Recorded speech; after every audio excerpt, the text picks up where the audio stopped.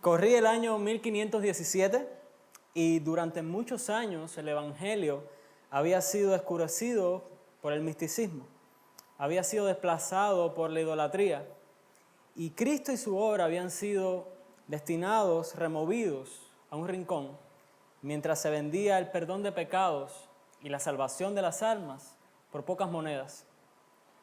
Las Escrituras habían sido sustituidas por tradiciones humanas, por rituales religiosos.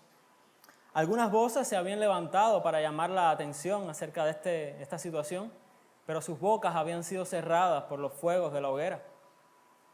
Aquella palabra del Evangelio que había sido predicada por los apóstoles era ahora prácticamente desconocida por el pueblo de Dios. En medio de tal decadencia, Dios usó a un débil hombre llamado Martín Lutero para comenzar un movimiento que traería el Evangelio de Cristo al lugar que le corresponde. Este movimiento, conocido como la Reforma Protestante, fue el medio que Dios usó para devolver el Evangelio al centro de la iglesia. A lo largo de la historia, muchos se unieron a esta empresa iniciada por Lutero, porque era el deseo de estos reformadores conservar siempre el Evangelio como centro de la iglesia, como ese mensaje que la distingue y que la renueva cada día. Lamentablemente, aunque hoy hay mayor claridad, hay mayor conocimiento en cuanto al contenido del mensaje del Evangelio y la necesidad del creyente de alimentarse de él, siguen habiendo falsos evangelios. Siguen habiendo prácticas que quieren oscurecer su significado. De manera que así como en los tiempos de Lutero, hoy también es necesario enfatizar el Evangelio, predicarlo de manera fiel. Los creyentes siguen necesitando aferrarse a las buenas nuevas de Cristo y su obra en la cruz, viviendo vidas transformadas por ese Evangelio. El pasaje de hoy precisamente nos enseña cómo el Evangelio es central en la vida del creyente y lo hace enseñándonos la siguiente verdad. El Evangelio nos ha dado una nueva vida que nos llama al amor fraternal y al crecimiento espiritual. Por favor, busquen en sus Biblias la primera epístola de Pedro, el capítulo 1, los versículos desde el 22 hasta el 2:3. Primera de Pedro, capítulo 1, versículos desde el 22 hasta el capítulo 2, verso 3. Dice así la palabra del Señor. Habiendo purificado vuestras almas por la obediencia a la verdad mediante el Espíritu, para el amor fraternal no fingido, amaos unos a otros entrañablemente de corazón puro, siendo renacidos, no de simiente corruptible, sino de incorruptible, por la palabra de Dios que vive y permanece para siempre. Porque toda carne es como hierba, y toda la gloria del hombre como flor de la hierba. La hierba se seca y la flor se cae, mas la palabra del Señor permanece para siempre. Y esta es la palabra que por el Evangelio os ha sido anunciada. Desechando pues toda malicia, todo engaño, hipocresía, envidias y todas las detracciones, desead como niños recién nacidos la leche espiritual no adulterada, para que por ella crezcáis para salvación, si es que habéis gustado la benignidad del Señor. Vamos a orar. Amado Dios, gracias, Señor, amado, por este tiempo, Dios. Gracias por tu palabra eterna. Gracias por tu evangelio, Señor, que nos ha salvado, que nos ha dado vida, que nos ha dado esperanza, Señor. Gracias porque hoy podemos estar acá para disponer nuestros corazones, Señor, y ser edificados, Dios mío, escuchando tu palabra predicada, Dios. Gracias, Dios mío, porque tú conservaste las Escrituras para que 2000 años después nosotros hoy, Dios, podamos seguir escuchando tu mensaje. Ayúdanos, Dios mío, a aplicar en nuestras vidas lo que has de enseñarnos en esta mañana. A centrarnos en este tiempo, Dios, a hacer a un lado todo lo que pueda distraernos, para centrarnos, Señor, en lo que tú has de hablar a tu pueblo este día. Usa este débil instrumento humano, Señor, para dar palabra a tu iglesia, Señor. Oramos en el nombre de Jesús. Amén. Como les decía, el pasaje de hoy nos enseña que el Evangelio nos ha dado una nueva vida, que nos llama, nos exhorta y nos demanda el amor fraternal y el crecimiento espiritual. El pasaje de hoy lo veremos en dos partes. Primer momento, los versos desde el 22 hasta el 25 del capítulo 1. Pedro nos estará llamando a que nos amemos unos a otros con un corazón puro. En los versos anteriores, Pedro ha dejado claro que la vida del creyente en su relación con Dios es una vida que demanda de él santidad, demanda vivir bajo el temor de Dios y demanda esa espera constante en la salvación que traerá Cristo en su regreso por la iglesia. En los versos que competen al pasaje de hoy, Pedro pasa a dar exhortaciones acerca de nuestra relación vertical con Dios para dar exhortaciones a nuestra relación horizontal con nuestros hermanos. Fíjense cómo comienza esta sección. Habiendo purificado vuestras almas por la obediencia a la verdad. La audiencia de Pedro estaba destinada a esta purificación. Quiero que vean conmigo el verso 2 del capítulo 1. Dice Pedro allá: elegidos según la presencia de Dios Padre en santificación del Espíritu. ¿Para qué? Para obedecer y ser rociados con la sangre de Cristo. Gracia y paz os sean multiplicadas. Esta obediencia, como podemos ver en el verso 2 del capítulo 1, ya estaba destinada por la elección de Dios para estos hermanos. Por eso Pedro puede afirmar en esta sección que esto ya ha sucedido, que ya esto ha tenido lugar, que esta transformación a la que Dios les ha traído se basa precisamente en que Dios lo ha perdonado y lo ha cumplido, lo ha llevado a cabo.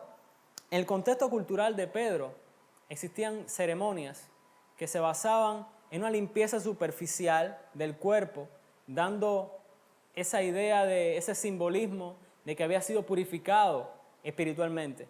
Y esa no es la clase de purificación de la que Pedro tiene en mente en este momento.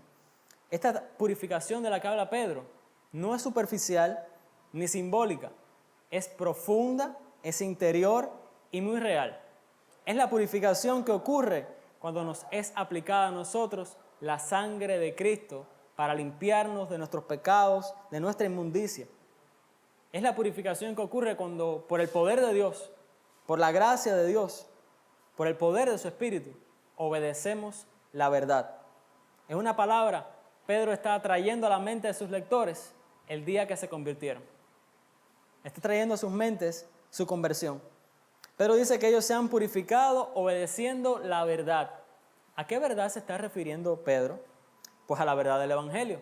El Evangelio que según el verso 12 les ha sido anunciado. Y vean un momento el verso 25. Dice el verso 25 al final: y esta es la palabra que por el Evangelio os ha sido anunciada. Esta verdad que ellos han obedecido, esta palabra que ellos han abrazado, no es otra cosa que el Evangelio. Pedro está apuntando al origen divino de su conversión. Una conversión que ha ocurrido en el pasado, pero que tiene consecuencias presentes. Él apunta al hecho de que fue una limpieza interior y no exterior la que ha ocurrido en ellos. Fue una limpieza no humana, sino sobrenatural la que les ha transformado. Y es interesante porque continúa diciendo: esto ha sido hecho para el amor fraternal no fingido. O sea, el propósito detrás de esta conversión, o parte del propósito de Dios en esta conversión, es que nos podamos amar los unos a los otros con un corazón sincero. Dios les ha salvado eligiéndolos, como vimos al inicio de la carta, para que ellos se amen los unos a los otros.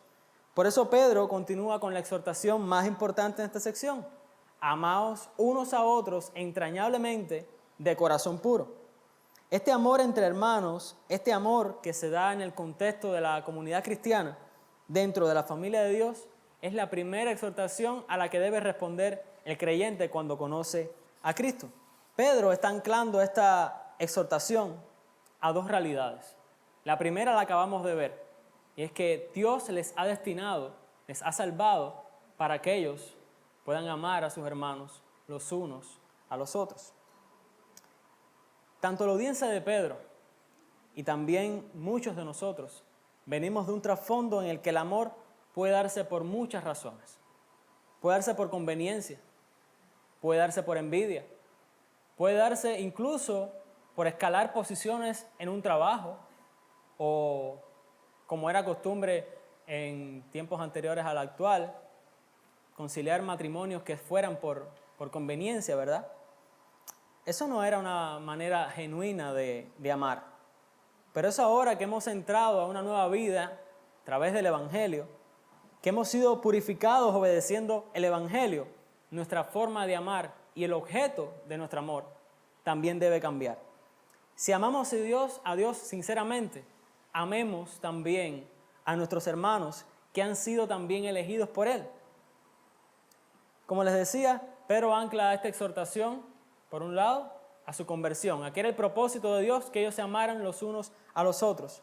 Y por otro lado, veamos cómo sigue el verso 23. Siendo renacidos, no de simiente corruptible, sino de incorruptible. Pedro ancla la realidad de amarnos los unos a los otros, a que hemos nacido de nuevo, pero no de una manera terrenal y humana como la de nuestros padres, heredando de esa forma esa naturaleza pecadora, sino que hemos nacido a través de una simiente que es incorruptible, que es santa, que es pura. Y esta simiente, como ya hemos identificado en el verso 25, no es otra cosa que el Evangelio. No es la primera vez tampoco que Pedro menciona el nuevo nacimiento, ni que usa la palabra incorruptible. Al inicio de la carta, cuando Pedro daba gracias a Dios y le bendecía, entre esos motivos estaba que hemos renacido para una esperanza viva y para una herencia incorruptible. De manera que no es un nacimiento terrenal, hermanos. Es un nacimiento sobrenatural que viene a través de la palabra sobrenatural, incorruptible de Dios. Es un nacimiento diferente para que aquellos que han nacido de nuevo a través de ese evangelio vivan también de forma diferente. Ahora veamos el verso 24. ¿Qué distingue este mensaje?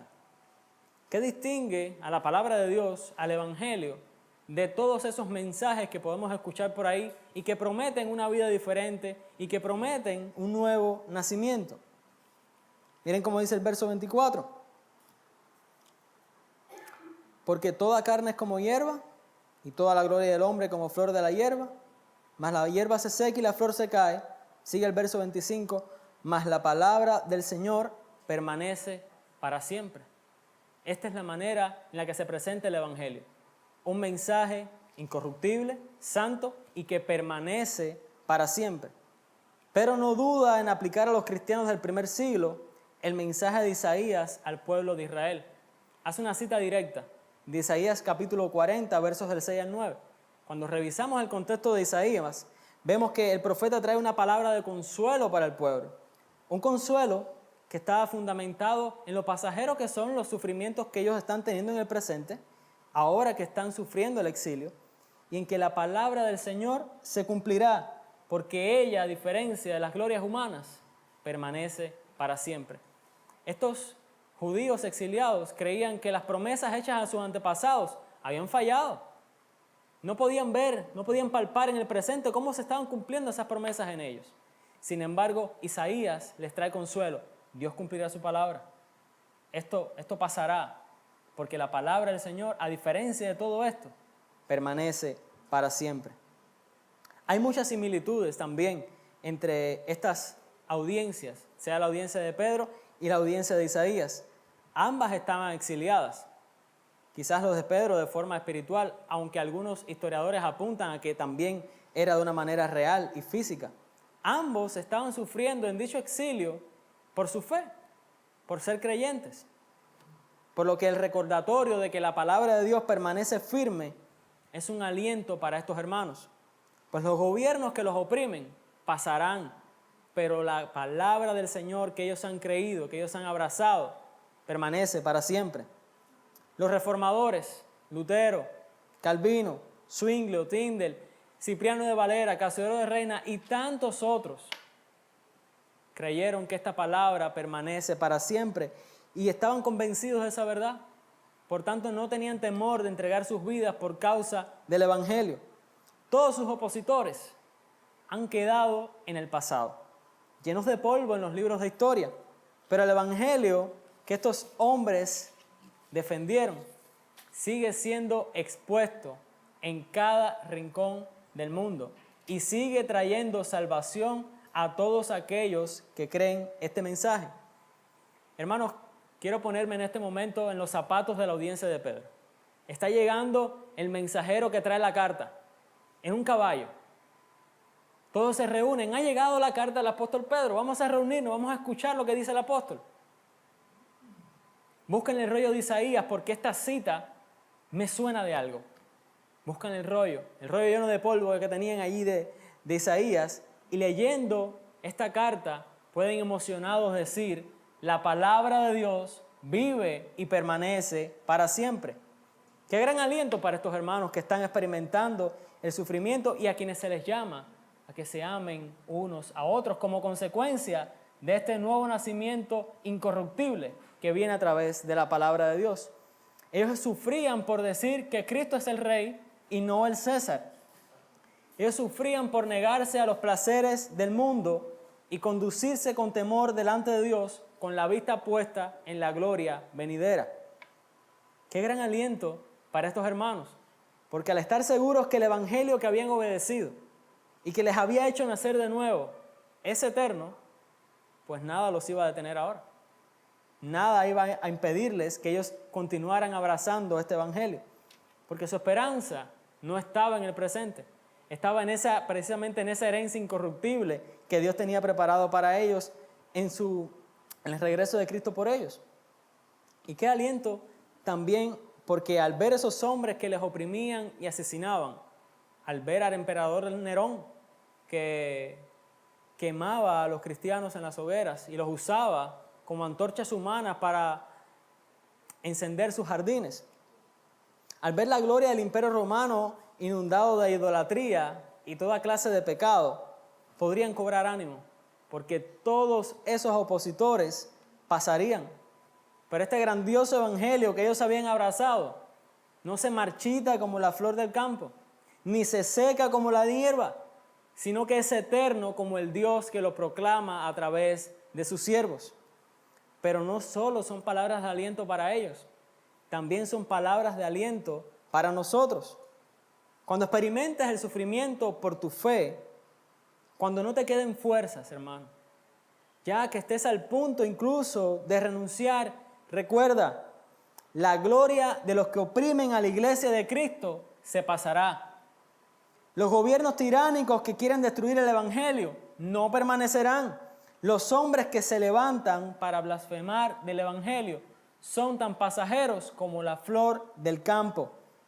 Pero este libro, esta palabra de Dios inerrante, infalible, inspirada, suficiente, necesaria, pura, incorruptible, permanecerá para siempre.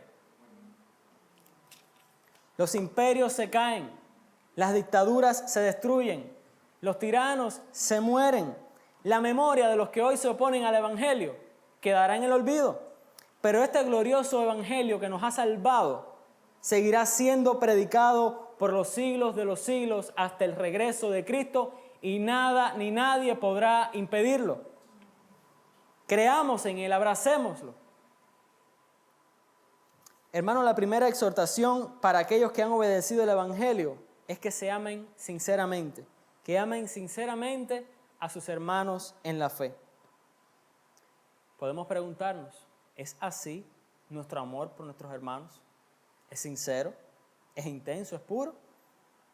¿O más bien te consideras a ti mismo como un llanero solitario dentro de la iglesia que ni necesita a sus hermanos, ni ayuda a sus hermanos, sino que cree que él es un árbol o una isla en medio del mar? Un llanero solitario dentro de la iglesia. Bueno, pues Pedro no tiene esa imagen en mente. Debemos vernos como uno que sí necesita a sus hermanos y que desea ayudarles, porque el evangelio que nos ha hecho nacer de nuevo demanda esto de nosotros. ¿Qué ejemplo tenemos de Cristo? Que nos amó perfectamente, que nos amó sin merecerlo, que nos hizo coherederos junto con Él. Es el primogénito de entre muchos hermanos.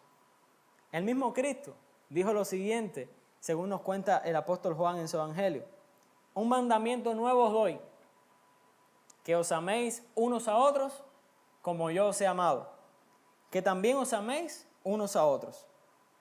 En esto conocerán todos que sois mis discípulos, si tuviereis amor los unos con los otros. Esas fueron las palabras de Cristo. Y ese amor de uno por los otros debía caracterizar a cada uno de sus discípulos. Definitivamente, después de haber caminado con Cristo y haberlo escuchado decir esto, esas palabras seguían grabadas en la mente del apóstol Pedro. Y por tanto, trae esa exhortación ahora también a estos creyentes. Si este amor entre hermanos debe ser sincero y sin fingimiento, debe ser un amor que refleje el amor de Cristo por nosotros. Por tanto, debe ser un amor sacrificial, intenso, verdadero, que busca el bien del otro antes que el propio, al punto incluso de traer pérdida por causa de este amor.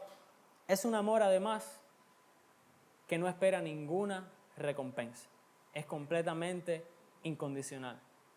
No espera ni siquiera las gracias. Simplemente lo hace. Cuando mira el ejemplo de Cristo, lo hace. Claro, amar a nuestros hermanos como Cristo nos ha amado a nosotros no es nada fácil.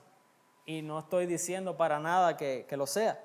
Podemos decir incluso que hay hermanos a los que nos puede resultar difícil amar. Cuando esa clase de justificaciones vengan a tu mente, recuerda que aún cuando no eras más que un vil pecador miserable, merecedor de ira, hijo del diablo y digno de condenación eterna en el infierno, Cristo tomó tu lugar en la cruz. Pagó el precio por tu pecado. Te cubrió con su rectitud. Te ha sellado para siempre con su Espíritu Santo y tiene reservada para ti una herencia incorruptible en los cielos. Y todo eso por un amor incondicional hacia ti. Basado en eso, amémonos unos a otros. Amemos a nuestros hermanos. Como nos ha mostrado Pedro en esta primera parte, el Evangelio está en el centro de nuestra conversión. Y este mismo Evangelio demanda que nosotros amemos a nuestros hermanos. De ahí que sea importante que podamos entender y aplicar estas cosas. Primero, si eres creyente, quiero llamarte al autoexamen. ¿Estás amando a tu hermano como Cristo te amó a ti? ¿Te interesas por la vida de tu familia en la fe? ¿Buscas servirles en amor? Aun cuando eso en ocasiones te lleve a hacer sacrificios personales. ¿Estás orando por ellos? ¿Estás edificando sus vidas con lo que aprendes de la palabra de Dios? En estos tiempos de pandemia ha aparecido una manera nueva de edificarnos como cristianos. A mí me ha sucedido que me han llamado a mi casa personas, hermanos de acá de la iglesia que ni siquiera conocía bien y me han dicho, hermano, mira, tengo esta palabra de Dios para ti. Estaba estudiando la palabra y te edifican a través de la palabra. Son maneras que tenemos también de mostrar nuestro amor a nuestros hermanos. No puedes amar tampoco a tus hermanos sin conocerlos y para ello, para poder conocerlos, no puedes ir de congregación en congregación, saltando de un lugar para otro. No, tienes que ser miembro de una iglesia. Tú necesitas la iglesia local y la iglesia local te necesita a ti. Si quieres conocer a tu hermano, quieres servirle, quieres amarle sinceramente como Cristo te ama a ti, necesitas pertenecer a una iglesia local. O quizás nos visitas hoy, o quizás nos has estado visitando por algún tiempo, pero aún no eres creyente. Y puede que te estés preguntando todavía, bueno, ¿cómo me hago cristiano? ¿Cómo soy cristiano? ¿Cómo me convierto? El pasaje de hoy lo ha dejado muy claro. Te haces cristiano cuando por la gracia y el poder de Dios, con la ayuda del Espíritu Santo, obedeces el Evangelio. O sea, te arrepientes de tus pecados ante Dios y pones tu fe en Cristo y en Cristo solamente, creyendo en su muerte en la cruz, pagando por tus pecados y en su resurrección de los muertos como una demostración de su poder y deidad. Cuando confías en Cristo, en ese sacrificio que Él hizo por ti perdonando tus pecados, tu vida será transformada. Podrás experimentar ese amor incondicional del que estamos hablando y querrás entonces compartirlo con otros. Como les decía al principio y acabamos de ver en esta porción, el Evangelio nos ha hecho nacer de nuevo. Nos ha dado una nueva vida. Y esta nueva vida nos exhorta al amor. Específicamente al amor fraternal. Pero no es la única demanda. No es la única demanda de esta nueva vida en nosotros. Como estaremos viendo a continuación, también nos demanda que crezcamos espiritualmente. Miren cómo comienza el verso 1 del capítulo 2. En esta segunda sección, los versos del 1 al 3, Pedro nos estará llamando a que crezcamos para salvación. El verso 1 del capítulo 2 comienza desechando pues. Otras traducciones dicen entonces desechen o por lo tanto desechen. O sea, hay una conexión directa entre lo que él acaba de exponer arriba y lo que está demandando ahora de nosotros. Solo hace falta ver por encima estas palabras para darse cuenta que esta es la manera en la que el mundo se relaciona actualmente. También se relacionaba así en la antigüedad. Y seguramente, la audiencia de Pedro se relacionaba de esa manera antes de haber nacido de nuevo. ¿Y cuántos de nosotros no nos relacionábamos de esta manera también? En envidias, en engaños, en hipocresía, en difamaciones o calumnias. Pero algo ha ocurrido con estos creyentes. Ellos han nacido de nuevo. Estos no son los comportamientos que deben marcar la vida de un creyente que está llamado a amar a sus hermanos con un corazón puro. Por tanto, dice Pedro, desháganse de estas cosas. Desechen estas cosas. Esta nueva exhortación de Pedro nos demuestra que no podemos venir a Cristo y conservar nuestra antigua vida. No podemos venir a Cristo sin renunciar a nuestras antiguas conductas pecaminosas, que sabemos que no se conforman al carácter de Dios. Hermanos, no podemos simplemente creer que podemos venir a Cristo y sumarlo sin que Él nos transforme. No podemos añadir a Cristo en nuestra vida y seguir viviendo como antes.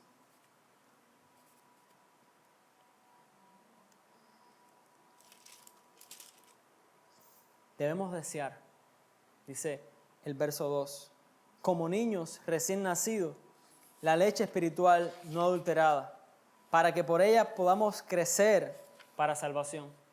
De eso se trata el Evangelio, de eso se trata que podamos crecer en Cristo. Crecer para salvación significa ser transformados continuamente por medio del Evangelio.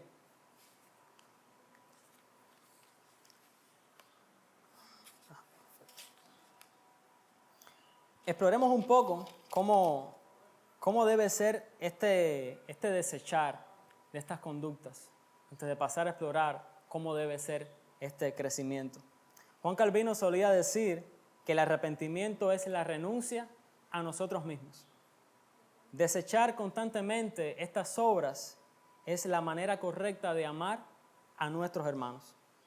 Y fíjense como dije, estos son los comportamientos que no deben marcar la vida del creyente. Y no significa que no pase nunca que alguno de nosotros envidie o difame o calumnie o murmure.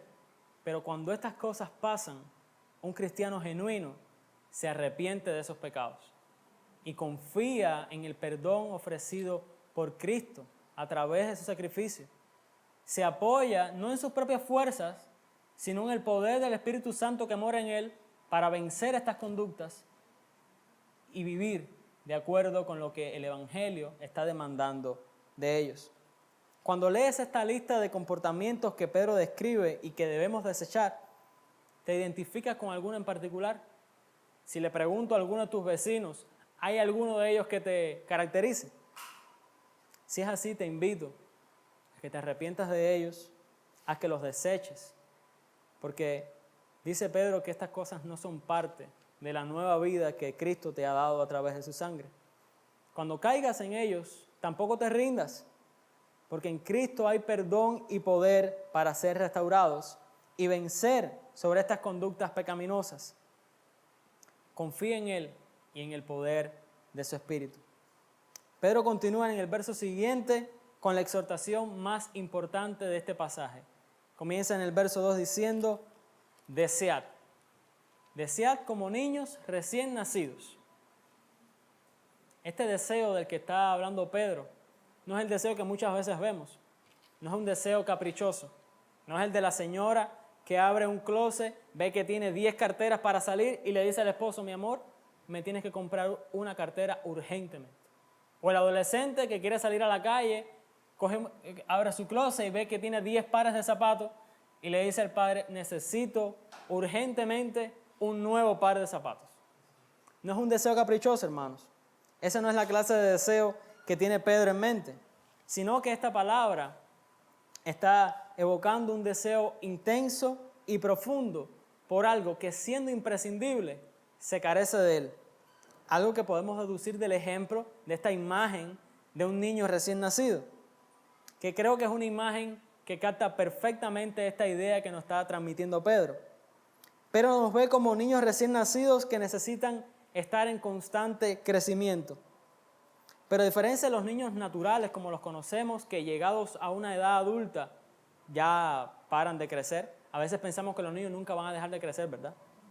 Pero sí, en algún momento se detiene. Pues bueno, en la mente de Pedro nosotros siempre vamos a ser niños que tenemos que buscar el crecimiento. Y esto es importante porque si no pensamos de esa manera vamos a creer que ya hemos llegado a la perfección.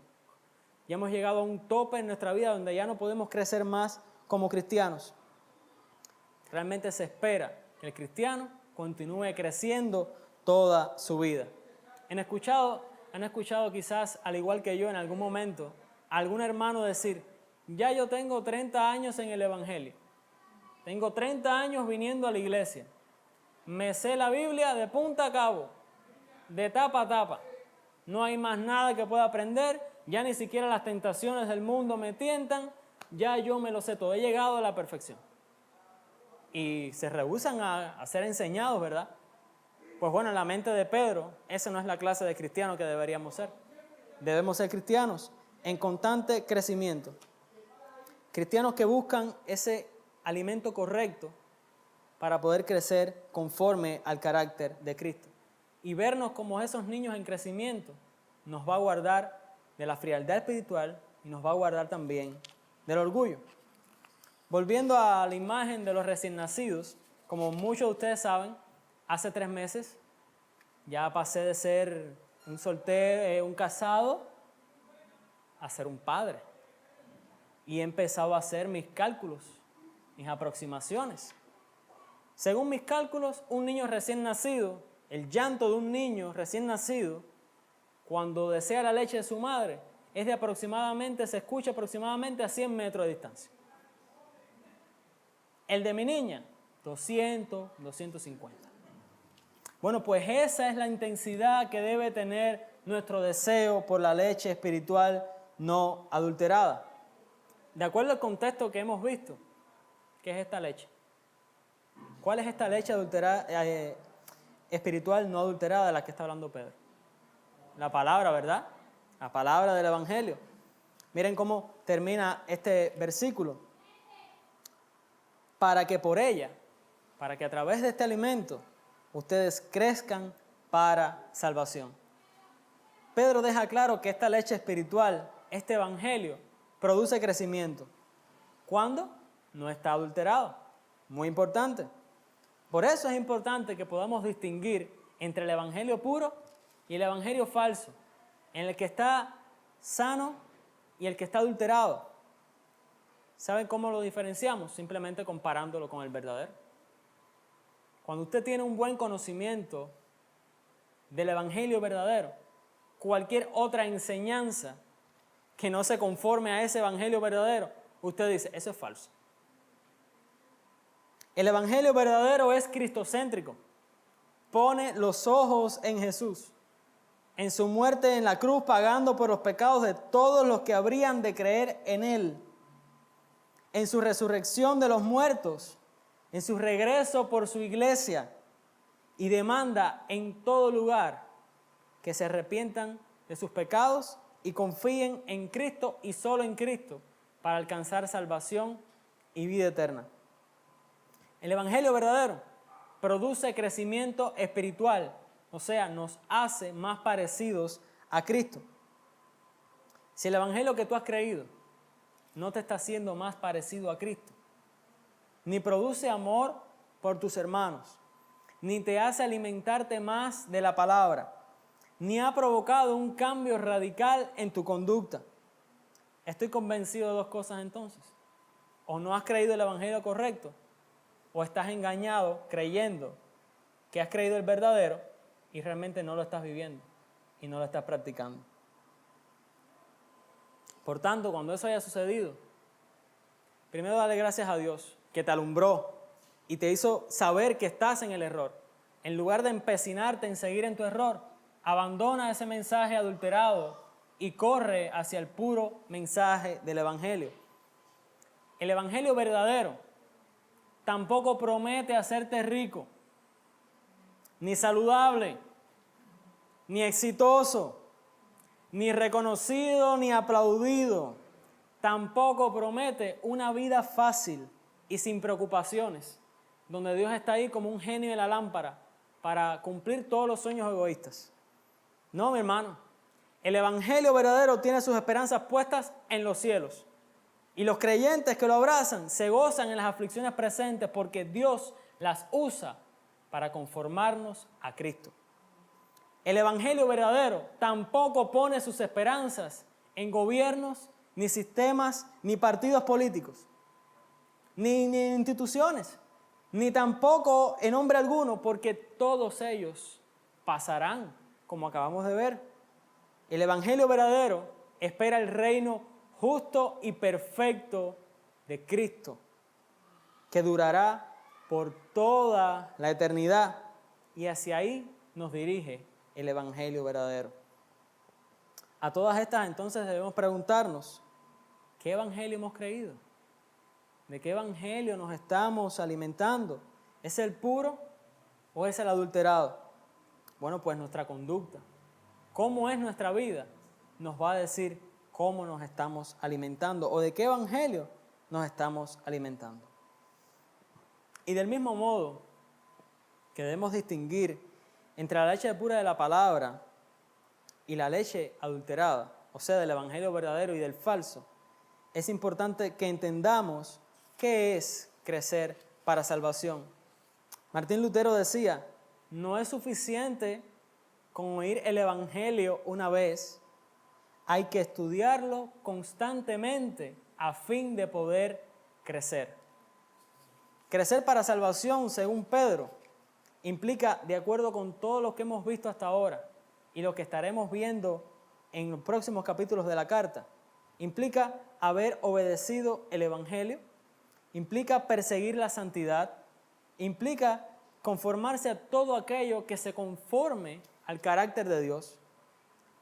Crecer en salvación es tener nuestra esperanza puesta por completo en el regreso de Cristo.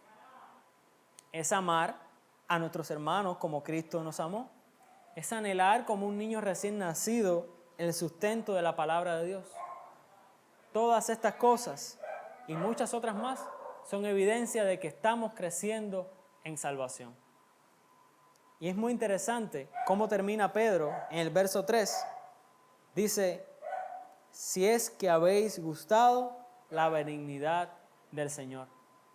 Pedro está evocando el Salmo 34, donde David narra cómo Dios salvó su vida.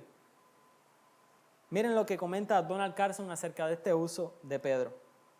Si el contexto del Salmo 34 está en la mente de Pedro, él quiere que sus lectores piensen en algo más que la mera expresión verbal de probar al Señor. Quiere recordarles, esto es importante, quiere recordarles la enorme sensación de alivio y placer en el Señor que disfrutaron cuando le conocieron en el contexto del Evangelio y animarlos a seguir más de lo mismo. En otras palabras, y como diría Lutero, Pedro está diciendo, si ustedes no han probado la benignidad del Señor, si no se han gozado en la salvación que les ha dado, todo lo demás que he dicho arriba, ni lo escuchen. Pedro le está hablando a gente que ha disfrutado esa salvación en Cristo. que se ha gozado al ver cuán grande es ese amor que han experimentado de parte de Dios, y los anima a que por tanto continúen experimentándolo continuamente.